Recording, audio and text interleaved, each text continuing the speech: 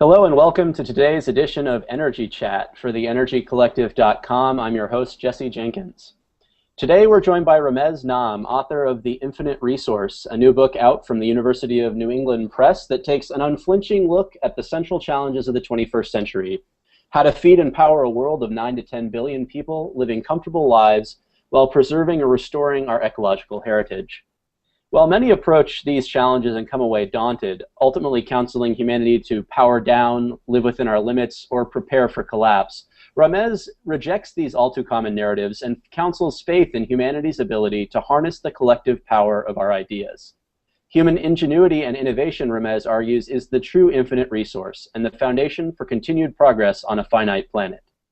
Knowledge acts as a multiplier of physical resources, Ramez writes, allowing us to extract more value from the same physical resource. That's what has driven human history, he claims, and the continuation, willful direction, and acceleration of global innovation is our best hope of overcoming peak oil, climate change, and the whole panoply of resource limitations and environmental risks that we face. Ramez Naam, thanks for joining us today. Jesse, thanks for having me. So let's start briefly with where your book starts, with the set of very real interlinking challenges that face humanity in the 21st century: depleting fossil energy resources, climate change, and the challenges of feeding a world of 9 to 10 billion people by mid-century. You definitely don't shy away from these challenges, nor do you consider it a fait accompli that humanity was going to overcome them. So walk us through why you see these as the core challenges facing humanity today. Right. Well, I am an optimist, but I think that there's a difference between being a Pollyanna who fails to acknowledge the problems and one who looks at the problems and says we can solve them. So I start with energy. We have a society that depends upon energy. We now are looking at the 9th year in a row where oil production, if we look at just crude oil, is nearly unchanged. We're now at about 4% higher crude oil production than we were in 2004, and a 4% gain in oil production used to happen in about 2 months in the 1950s during the oil boom. So you can see we haven't peaked. Oil production is not dropping, but it's definitely not rising like it was. And even the most optimistic predictions right now, the IEA came out with a projection last year that people widely proclaimed as, oh, peak oil is dead, the U.S. will become the #1 producer of oil for some time, all these pessimists on oil were wrong. When you look at what's actually in that report, it says that oil production will continue to creep up at about 0.5% per year. Oil demand is going to rise at about almost 2% per year, and in nominal dollars, right now oil is at about $100 per barrel. It'll rise about $200 per barrel in 2030. And the IEA in the last 10 predictions that they've made about oil, they've been overly optimistic in 8 out of the last 10. So they're the optimists, and what their projection that everybody's saying peak oil is dead, they're not that optimistic, I would say. So oil is one thing. Then you have a wide variety of challenges that kind of run the gamut of resources and environment. And sometimes you can't say, are they one or the other? Sometimes they're both.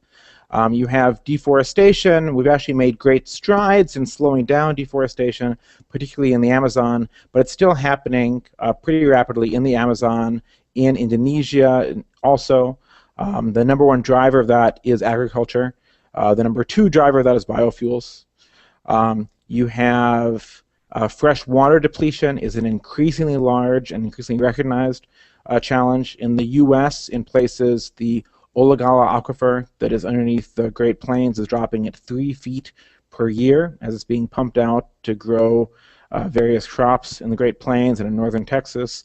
In one of the most water-stressed areas of the world is the border where Pakistan, China, and India, 3 nuclear-powered states, all meet, where in the Himalayas you have the headwaters or the melting glaciers that provide water that ultimately provides sustenance for almost 2 billion people. And there you have threats being made in newspapers, dams being built, and countries arguing about who should have the rights to what. So you have a sort of a water, food, security nexus that's going on right there. There's various debates about resource limitations on raw materials, whether it's rare earth minerals or materials like phosphorus, which is an ingredient in fertilizer that we use as vital to growing food.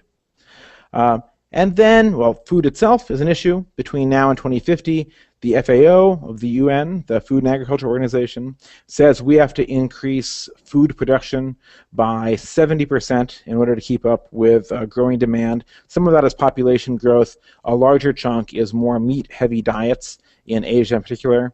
Our mutual friend John Foley at the Institute on the Environment says that projection is too conservative. We actually have to grow food production by about 100% between now and 2050 to keep up with demand. And his projections are that current trends in crop yields are not sufficient to catch up with that. We both were chatting with him recently about that. And then there's the threat that sort of exacerbates all of those, which is climate change. You have climate change ongoing right now. We know that it's clearly happening, clearly driven by human-driven, energy-driven CO2 emissions and methane emissions from energy and also from agriculture, primarily from livestock methane release. And that plays into food issues as it has negative impacts on yields, as it produces severe weather that has negative impacts on crops. It has a negative impact on glaciers that produces risk for people whose water is based on glacier melt.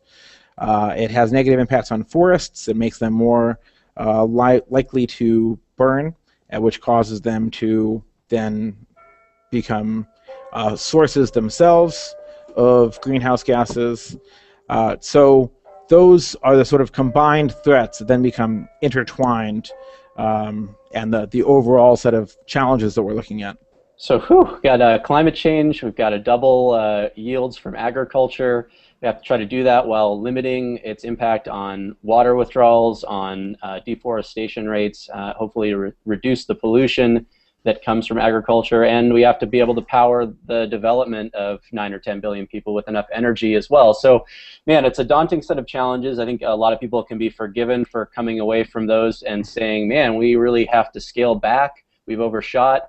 Am I right in reading your book in many ways a response to the kind of politics of limits that is characterized really much of ecological politics in particular, at least in the United States and elsewhere in the developed world?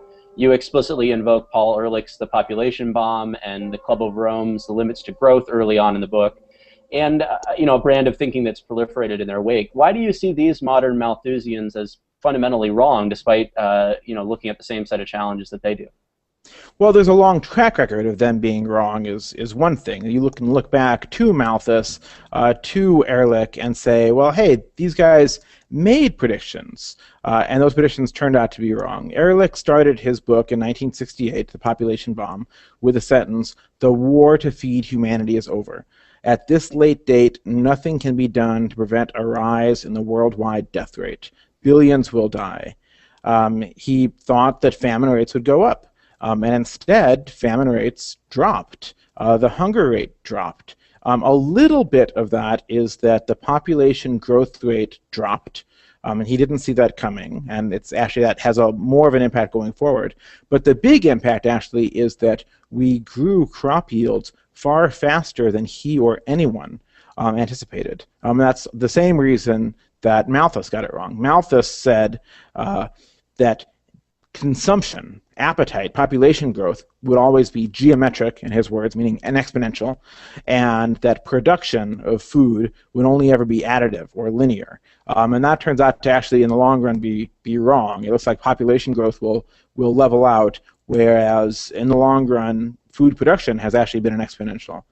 So that's sort of the historical view.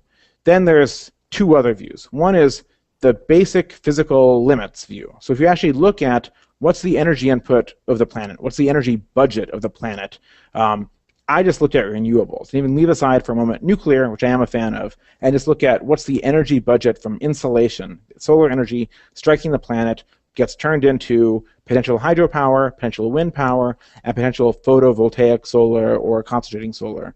That turns out to be gigantic, approximately 6,000 times the total energy consumption of humanity right now, meaning that on sub 1% of the land area of the Earth, an area that's less than 1/20th of the area of the desert area of the planet, with current technology solar cells, talking about 13, 14% efficient solar cells, you could capture enough energy. So that's one.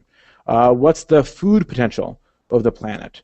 Well, it turns out, when you do the math, a current farm is at best 0.001% efficient at turning sunlight into calories that humans can eat. And the quantum theorists tell us that actually 13% is the best efficiency that photosynthesis can ever reach. But we've got plenty of headroom before we ever reach there. And other people that have summed up the nutrients say, hey, look, we can at least get another order of magnitude or two out of that. So that's the physical limits view. Third view is what's the trends in maximizing, in heading towards those physical limits and reducing the impact along the way. So a few of the big trends for me are the declining cost of renewable energy. So solar energy today, you can get for $1 about 20 times as much solar energy as you could in 1980. Right. Actually, it's a little bit more than that. Mm-hmm. I was last week while I was on vacation, I happened to be with two solar executives, and we were chatting, and their true prices are actually now much lower than what we're seeing in the press, and I can't wait till we can talk about those a little bit. So it's gotten very, very impressive there. Desalination. So we know that the oceans actually contain roughly 1,000 times more water than humanity directly has access to in the rivers and lakes that we see. Desalination has historically been considered an incredibly anti-environmental technology. It's dirty, it has big construction costs, and it uses so much energy that no one would ever consider doing it in an environmental way. But in a quiet way, the energy cost of desalinating water has dropped by a factor of 10, by an order of magnitude, in just the last 40 years, since 1970. In 1970, we were still boiling water to get the salt out of it, and now we do high-tech things with semi-permeable membranes. So when you look at those, all of those trends point in the right direction towards being able to use less energy, less raw materials to provide more material well-being in the food, shelter, effective energy, transportation, and so on to more people. So the upper limits aren't anywhere near us. You say 1,000 times as much water in the in the sea as we have in fresh water, plenty more energy striking their surface than we consume. So the challenge then is, how do we get access to those resources in a way that can actually work to power our lives and feed our population? So why are you confident that that's something we can do on the timescales that we are also confronted with these challenges? Exactly. Well, I wouldn't say that I'm confident. I think we can, but it's a race. On the one hand, we have the rate at which resources are being depleted or at which we're doing damage. And on the other hand, we have the rate at which we're innovating in alternative ways to achieve the same things that we're doing. I think we'll mostly win, though not without some additional damage. We won't get there without losing more thousands of square miles of forest and more species and more reef and more temperature and so on. But I do think we'll get there, in part because the worse things get, the more rapidly we will decide to respond. In the past, we have faced some environmental threats that we took a long time to respond to. In the 60s, we woke up to the incredible damage we had done to the nation's waterways. In 1968, the Cuyahoga River that runs outside of Cleveland was a polluted mess. In 69, a spark from a railway car passing overhead landed on a slick of oil and wood on that river, and it caught on fire. And that was a huge disaster, right? Our rivers don't catch on fire now. Well, within 3 years, the EPA was formed, we had the Clean Water Act and the Clean Air Act, and now you can drink out of that river. Mm-hmm. In the decade after that, we realized that the ozone layer was thinning. Actually, we kind of had hints of that before that, but it really came to public consciousness. We waited too long. We argued about that for far too long. Industry used a lot of dirty tactics to try to cloud the science on that topic. But ultimately, Ronald Reagan actually signed the Montreal Protocol that phased out the CFCs that were destroying the ozone layer. So I think we'll rally in the same way, but it will be probably still a little while longer until we have that critical mass of the public convinced that it really is a large enough issue that we should rally around it and do these things. Yeah, so the race is on, as you say, and it's about a directed or focused effort. It's not, you're not a Pollyanna, as you said, sort of this is going to happen without much effort. One of the more interesting parts of the book, I thought, was towards the end when you talk about how do we look at new population growth or the rise of the rest in emerging economies. Are these just more mouths to feed, or are they more minds, more innovators, more entrepreneurs, more scientists that are going to be starting the race on our side as well, trying to tackle these challenges? I'd love if you could sketch out that concept for us, because I found that to be one of the more provocative ideas. You actually say at one point, maybe it's a problem that we're going to see declining populations in the developed or richer parts of the world over the century, and maybe ultimately in the global population as a whole as birth rates fall off. Why do you say that? Well, it's a phenomenon that's happening. So first, let's talk about why other people might be of value to us. So let's start with an example of a problem that we have. So a problem that we have today in the U.S., let's say, is diabetes. Diabetes is now, I think it's like the #6 killer of Americans. It's an epidemic. It's one of the few causes of death that's actually getting more common rather than less in the United States. It's been called an epidemic, right? So in the Central Drug Research Institute, there's a team of people that have found a new approach to combating diabetes. It's in phase 1 testing, and it might work out. We don't know if it will or will not, but it's very, very promising. The Central Drug Research Institute is in Lucknow, India. So the fact that there's scientists there working on it, it actually doesn't matter that it's in India. If they come up with a cure for diabetes or a good treatment for diabetes, the value of that is global. And maybe they'll make some more money off of it, but the value of you as a diabetes patient, you don't really care who's making the profit. So that's why I say that people can be both minds and mouths. If a person is educated and given an opportunity to make an impact, we should welcome them to a certain extent. Now, we do face this phenomenon of a declining population, a declining working age population already in certain places. So you see Japan has already reached its peak working age population. They passed that in about 2005, and their working age population has been declining ever since, for about 8 years now. And I think it's no accident that Japan has faced more than one lost decade now and has been in a sort of long-term economic malaise. It's a tough situation when they have an ever-growing number of retirees to support and an ever smaller cohort of new young people entering the workforce each year to create economic activity that generates the revenue to support those people. And it's not just to create the dollars or the yen that get taxed, it's who's going to make the new discoveries, who's going to create the next iPhone or the next breakthrough in solar cells or the next Tesla or the next Google Hangout that we're using or whatever it is. That those are products of human minds.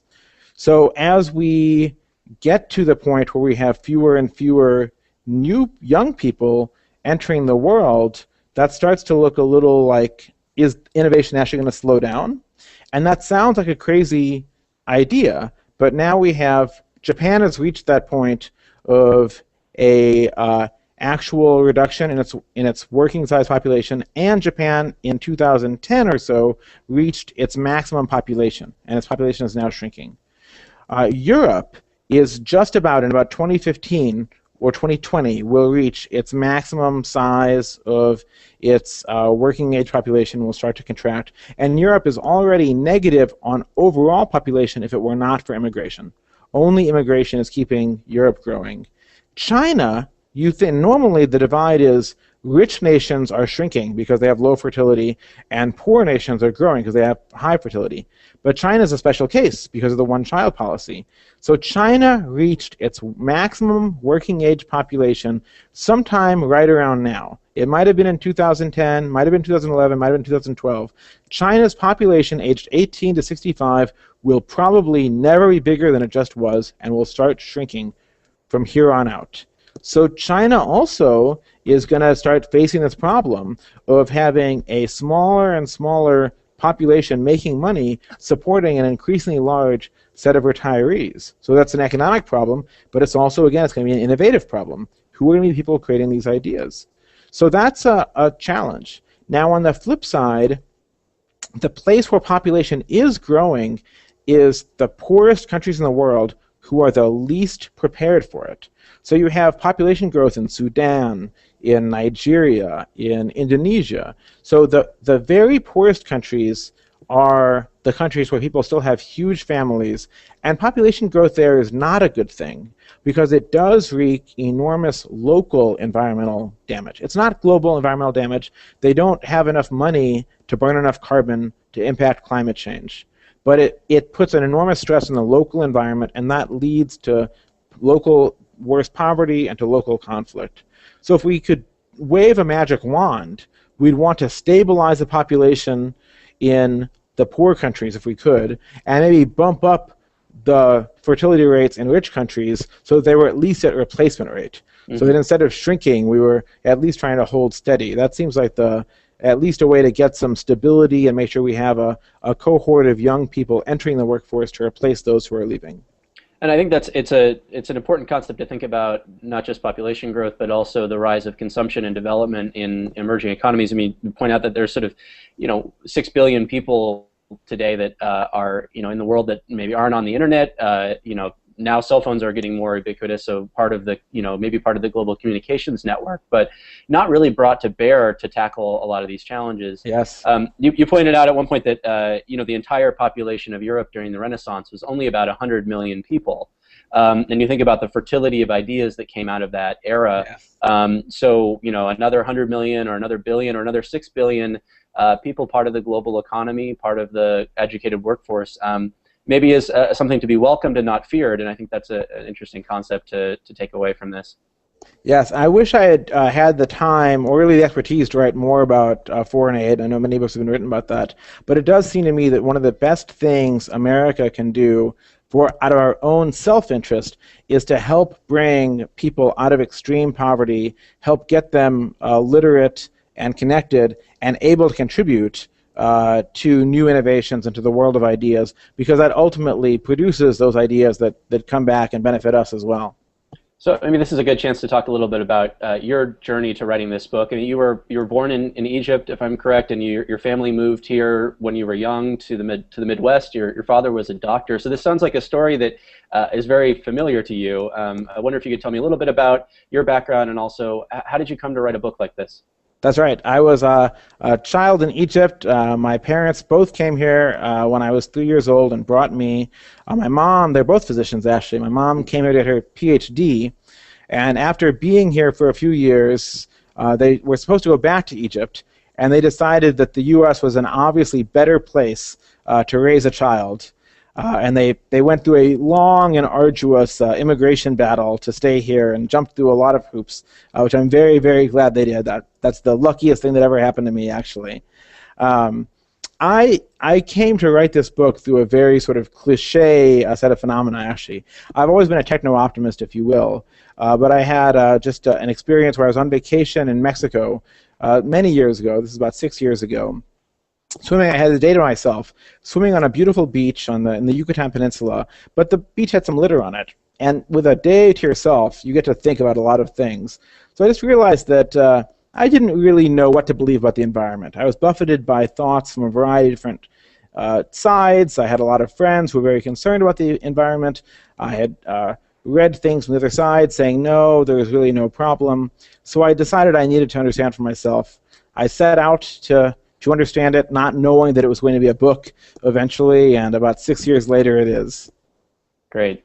Well, this is theenergycollective.com, so let's dive in a little bit to the energy part of this. In a lot of ways, the challenges that you laid out earlier, whether it was water or deforestation or even agriculture, they really do hinge around energy. And you point out that really fossil energy resources are really one of the few resources that we really do face real limits on, even if supplies aren't going to peak and then fall dramatically, we're seeing sort of a plateau oil rather than peak oil. And if we had enough energy resources, a lot of these other challenges would become much easier. So where do you put the most optimism as far as the energy technologies that we're most likely to harness this century to really replace fossil fuels and run desalinization, support our agriculture, all the other challenges that become much easier with abundant supplies of energy? Well, I think realistically we're going to have a mix. It's going to be a mix of different technologies that are employed based on local conditions. You're not going to be using solar where I am in Seattle. It just makes no sense for me to put solar ever on my roof or even anywhere nearby. But it is a great place for wind power very nearby on the coast. Or 100 miles east of me across the mountains, it's high desert, and it is a good place for solar. That said, if climate were not a constraint, it does look like natural gas is a huge opportunity for us. I'm less persuaded by shale gas because of concerns about the rapid depletion of wells in shale gas. The numbers on how fast each wellhead is dropping and the rate of new drilling that's required look a little dicey to me. But the seafloor methane deposits do look potentially quite compelling, even though it's very early there. But even with methane's advantage relative to coal in terms of climate impact, we're not going to be able to afford, from a climate perspective, to be able to burn that much methane. So I suspect that really, from a climate perspective, we're going to end up with still some fossil fuels in use a century from now, because there will be situations where they are really called for. But the bulk of the energy being a combination of renewables and nuclear. And inside the renewable sector, I strongly suspect that solar PV will be the big winner. And the reason for that is that even though right now wind power has 10x the deployment of solar PV, and wind power is, in most places, averaged across the US, maybe 2/3 the cost of solar, maybe you might even say half the cost of solar, that learning curve on solar is just so much steeper, and even now continues to decline almost month to month. We see the decline still happening. That looks just extremely impressive. Meanwhile, in wind, while there are some wild cards in the future, with people talking about various things, replacing the carbon fiber blades with other materials, for instance, even so, wind power costs have been almost plateaued for the last few years. So the learning curve there does not look nearly as impressive. I'd say the other hope that I have is for nuclear. I think we should be experimenting with a variety of nuclear. I especially have hope around small modular nuclear reactors, as I write about in the book. I'm persuaded by the argument that of course, the big problem with nuclear right now, the two big problems with nuclear are fear, of course, and then the economics. That current reactors are mega projects. Mega projects always go over budget and over time, and that has priced them out of the market relative to natural gas, especially, and also coal. And we don't see a learning curve in nuclear. If nuclear had a learning curve similar to solar, it would be incredible. It would have actually achieved that power too cheap to meter, right? But even if it had a normal learning curve, similar to what you see for aircraft or automobiles, we would be looking at nuclear power that was in the 3 cents a kilowatt range or something like that now, and not, we don't even know what it is, to be totally honest. So I'm at least very intrigued by this idea of building almost the nuclear battery sort of model in a factory and shipping those out in the 50 megawatt, 100 megawatt sort of range. So the idea there is that we can shift to a manufactured product that, like you said, would look a lot more like a aircraft or something like that in terms of the learning rates we'd see. Hopefully then would overcome the loss of economies of unit scale and the fact that we're not building large reactors, have to build 5 or 10 reactors to kind of equate to the same amount of output of a modern nuclear reactor. That's right. You've got many more than 5 or 10, actually. I mean, if a modern reactor is at least get 1 gigawatt per reactor, Fukushima was 4 1 gigawatt units. So right. You're talking about 40 or 80 small modules to replace that. But that's still, if you, through the efficiency of your assembly line, are dropping the cost of each one that you're manufacturing, and you get flexibility in where you can deploy, and being able to deploy faster and into smaller areas, and your labor costs go down tremendously. So instead of having a tremendous amount of labor cost on site as a custom construction project, it's not a construction project, it's an assembly line project, and that's a very different sort of thing.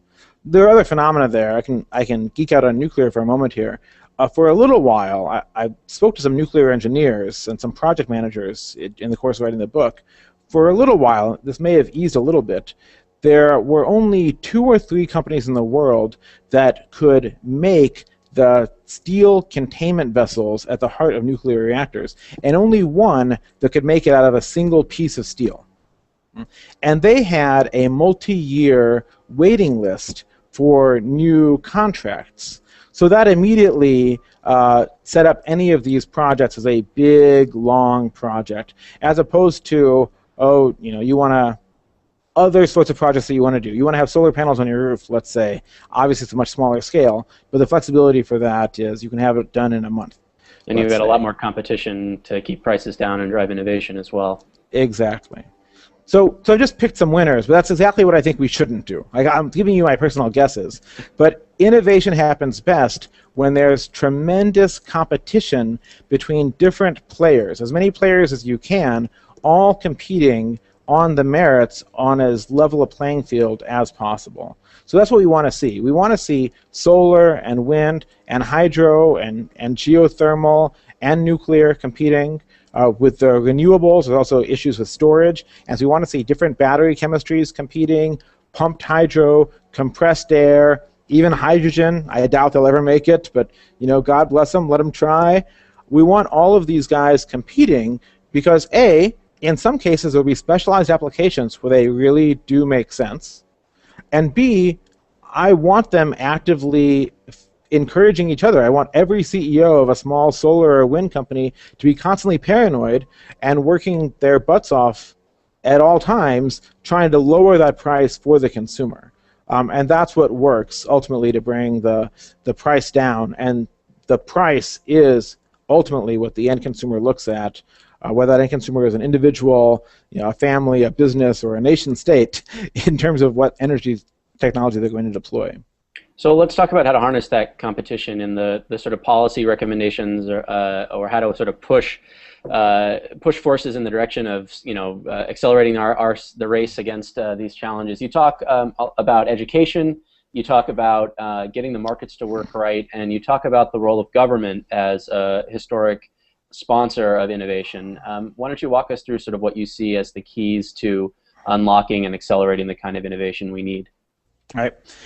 Well, let's talk about just the really energy-focused ones. So the 2 big ones, I think, are getting the markets to work right and bootstrapping R&D with the government where it's appropriate. And I think we probably should talk about the stuff Obama announced as well and where that fits in. Because I think he's taken the very practical, what can be done road, and it's way better than nothing. So we should talk about where that fits and what that means.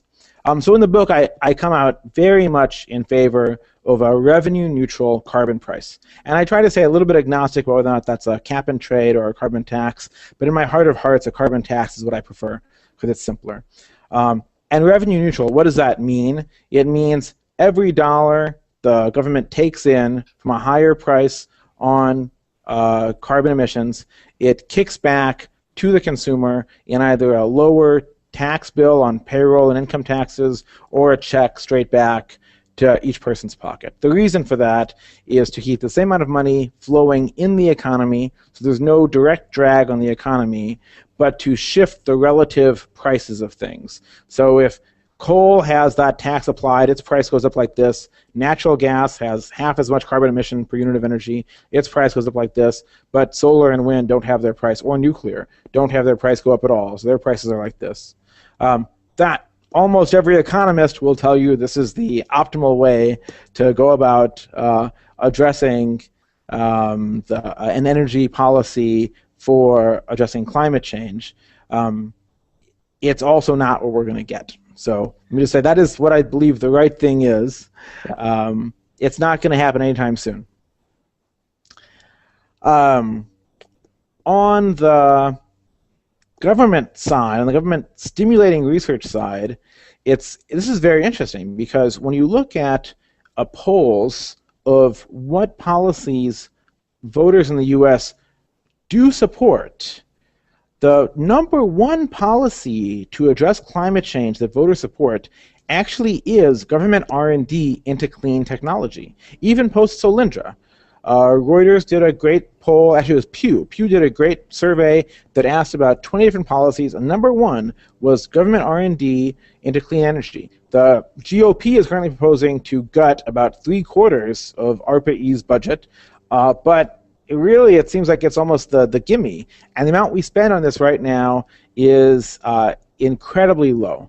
If you do the most generous math you possibly can to try to find how much do we spend on federal spending on clean energy R&D, you get $4 or $5 billion per year, which is similar to what Americans spend on hair products each year. It's not really a very large amount of money. It's less than we spend on NASA and space exploration still, even to this day. That's correct, even to this day. And we could, similar to toothpaste, let's say, something along those lines.